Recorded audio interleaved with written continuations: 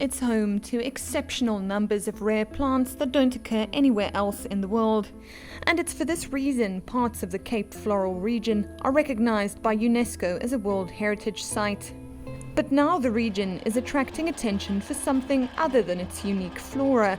As the city of Cape Town scrambles to keep the taps running, the subterranean water reserves of the Table Mountain Group Aquifer have been identified as a valuable source of water.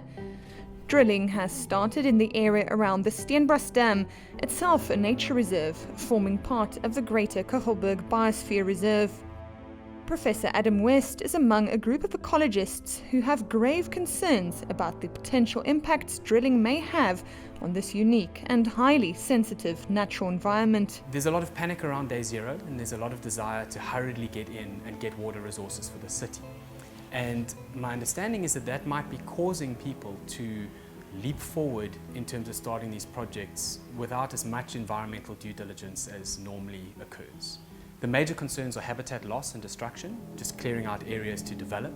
That has huge impacts that can result in a lot of loss of natural systems.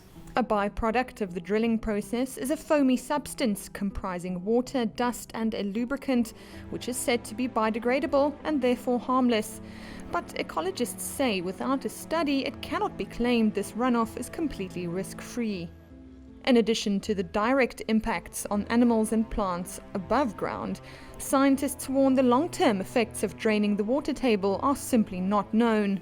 What is interesting about the Cape, in fact, is that there are a number of endemics, i.e. plants that are only found in one little place, very tiny place.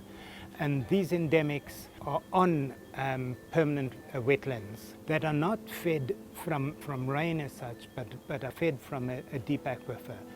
And so I really worry about just tapping into that and drawing down on that aquifer without actually understanding what the ecological reserve is necessary to maintain those unique species that are sitting on these wetlands. The City of Cape Town says the license it obtained from the National Department of Water and Sanitation means it was not required to do environmental impact assessments. It adds that the conditions of the license include sufficient environmental monitoring and mitigation. The city has a significant amount of research that's been done over the last 10 years or so, giving us a great understanding of the aquifers and what risks there are when these sources are tapped into. And obviously we believe that we are drilling in a very sensitive way by sticking to the yields that the Department of Water and Sanitation has approved, but also complying to the environmental authorizations that have been granted from the Department of Environmental Affairs. But the concerned ecologists argue without a thorough environmental impact assessment, the city is gambling with the future of one of the world's most treasured floral kingdoms. I think pumping water out of a resource that has been sitting there for millions of years, and we do not know what recharge rates are, and we do not know what the effect of that pumping is, I'm very nervous about that.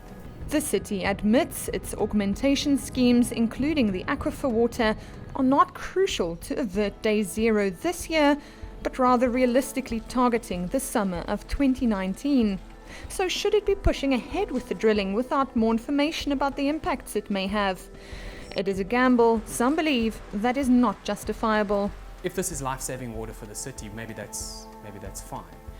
But it doesn't seem like it is. The sort of numbers that we're talking about getting from the aquifer are probably about 10% of what we'd use when we're at 450 million litres a day. It's about half a toilet flush a day per person. So bringing this water online isn't going to stop day zero. It's also going to come online a little bit later than day zero anyway. So this is looking much more long-term. Now, if we're looking long-term and we decide this is an important resource to utilise despite the potential impacts, then that's fine. We can then follow sort of due environmental process of doing so to mitigate that impact. I'm very nervous about a desperate rush to put in boreholes at huge expense when we can and should be looking at recycling on a larger scale than what has actually been suggested. The stakes are quite high for the decisions that we make here. The biodiversity is unique and very restricted. And so we need to be really careful about what we do, probably more so than in many other places in the world.